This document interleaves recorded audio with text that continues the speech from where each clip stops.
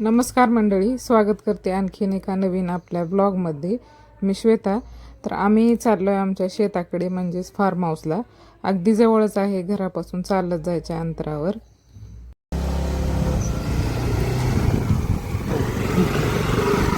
या अगोदर आमचं नेहमी येणं जाणं होत होतं इथं, पण आता पावसामुळं कमी झालं येणं. नाही तर रोडवरती चिखल झाला तरी काकू म्हणत होत्या की पलीकडून जावा म्हणून. मला सोडून जात आहे का?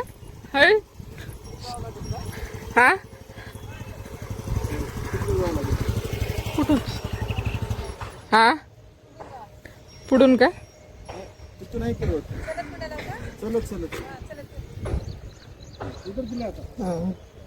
गाडी इथंच लावायची का?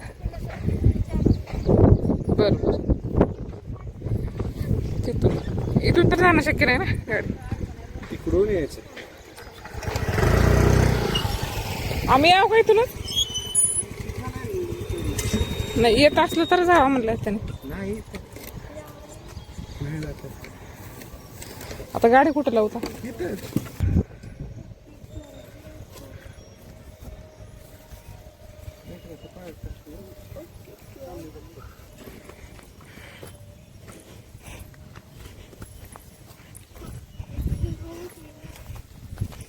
काटे आहेत हा, हळूच. अहो, समोर आहे का चिक्कल? समोर तिकडं नाही ना? हा हा.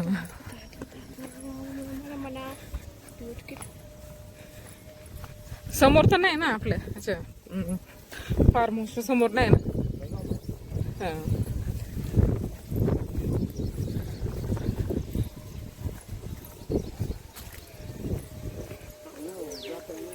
हा, होय.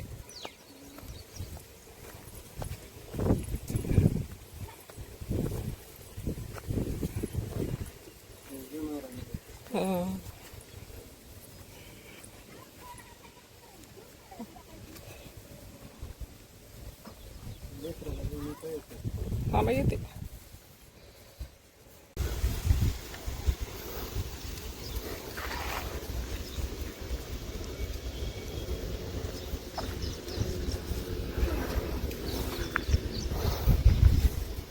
आज आम्ही आलो होतो आमच्या फार्म हाऊस वरती, आणि आल्यावर बघा कसं झालंय. पूर्ण म्हणजे शेतच आहे पूर्ण.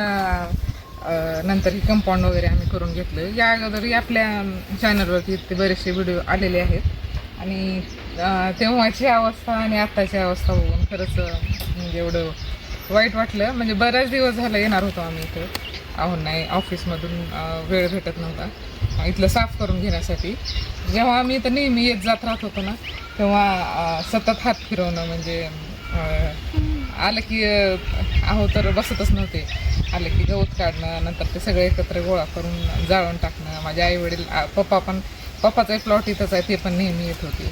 पाणी देणं. खरंच शेतात किती मेहनत असते. हे आजच्या ह्या शेतात आमच्या इथल्या अवस्थेवरून कळालं की सतत शेतामध्ये सतत काम करत राहावं लागतं. म्हणजे रोज येऊन शेतामध्ये बघणं, पाणी देणं, गवत वाढलंय का तिथं, हे सगळं करत राहिलं तर शेतामध्ये व्यवस्थित सगळं असतंय. तर असं झालंय बघा आमच्या फार्म हाऊसवरती. आता हे सगळं आम्हाला हळूहळू रोज माणूस लावून किंवा आम्ही रोज येऊन थोडं थोडं इथं स्वच्छ करून घेणार आहोत, आणि घरच्या घरी भाजीपाला वगैरे लावता येईल असं आमचा चालला प्लॅन.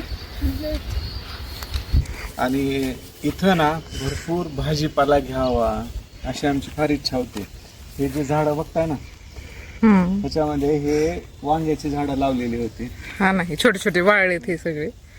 आणि ऑफिसच्या कामामुळे ना इकडे येणंच झालं नाही सततच्या कामामुळे ना. आणि मध्येच पावसामुळे तर जास्तच वाढले. ते भेटलं ना पावसाचं, पाऊस पडला, पाणी भेटलं, हे जास्त तण वाढलेलं आहे. तर सगळं साफसूफ करणं, आता एक माणूस किंवा 2 माणसं लावून 2 दिवसाचं हे पूर्ण काम आहे. आणि यूट्यूबचे आता एवढे छान छान व्हिडिओज बनवायचा प्लॅन करतोय ह्या ठिकाणी. प्रत्येक प्रकारचा भाजीपाला लावायचा आहे. इथंच विलेज कुकिंग म्हणजे चुलीवरचा स्वयंपाक कसा हे दाखवणार आहे. भरपूर ब्लॉग्स येणार आहेत. चॅनलला सबस्क्राईब नक्कीच करा. तुम्ही पण थोडंसं सजेशन द्या की आणि कसं कमेंट कसं, करून सांगा हा. की काय करतायत. हा. आणि ह्याचा चेहरा मोहरा एक 8 दिवसात बदलायचा प्लॅन आहे. आता दाखवलंय तुम्हाला कसं आहे हे. 8 दिवसानंतर हे आम्ही नक्कीच शेअर आणखी एक व्हिडिओ बाबा हे असं होतं ते नंतर आम्ही कसं त्याला चेंज केलं. बोर मारलेला आहे, 3 इंची पाणी आहे बोरला, पण त्याचा वापर करायचा म्हटला हे आम्ही सतत कम्प्युटर समोर वर्क फ्रॉम होम काम करत. हा ना, वेळ भेटत नाही. इव्हन इकडल्या साईडला शेवग्याची झाडं लावलेली, 30 एक झाड आहेत माझ्याकडे. प्रत्येक वेळी येऊन बघतो एक पण शेंगूर दिलेली नसते. आसपासचे लोक फुगट घेऊन जातात आणि बाहेर आम्ही जाऊन शेवग्याच्या शेंगा 100 रुपये किलोनी बाहेर जाऊन विकत आणतो. नाही, आता बस झालं. स्वतः उगवायचं स्वतःसाठी, आणि जर काही मित्र परिवार मनात असला भाजीपाला त्यांनाही पाहिजे तर मित्र परिवाराचं. आणि जास्तीत जास्त ऑर्गॅनिक ट्राय करणार आहेत, ऑर्गॅनिक पद्धतीने म्हणजे करता कसं करता येईल त्याच्याविषयी थोडंसं यूट्यूबवरनच रिसर्च करूनच करणार आहे. बघू, ह्याचे पण आम्ही व्हिडिओ टाकणार आहेत. है ना? माझं बाळ एवढं खुश झालंय इकडे. तिला ना तिकडं रूम मध्ये जायचंय तिकडं. हे बघा आमची छोटीशी रूम आहे, म्हणजे इथं आल्यावर बसता उठता येईल म्हणून आम्ही केलं होतो.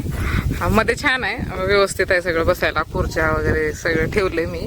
आता एक छोटस एक गॅस किंवा चूल म्हणा काहीतरी तिथं करणार आहे आल्यावर काही बनवून खाण्यासाठी. नंतर असं आहे. आणि श्रेयाला तिकडच जायचंय, ओटा आहे ना तिथं बसायला वगैरे. आता लॉक वगैरे काही काढणार नाही मी, कारण की म्हणजे जाण्यासारखं नाहीच मध्ये, मग सहज जाऊन यावं म्हणून आलो इकडं.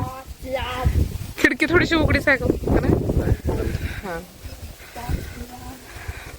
चला मग भेटू नंतर ब्लॉग मध्ये. ही छोटीशी अपडेट होती हा. आणि बनवू नंतर. कसं आहे, काहीतरी बनवण्यासाठी एक इनिशिएटिव्ह गरजेचा आहे. आणि आज इथं काहीच दिसत नाहीये, म्हणजे गाजर गवत उगवलेलं आहे आणि पावसामुळे इथं हाल झालेले आहे.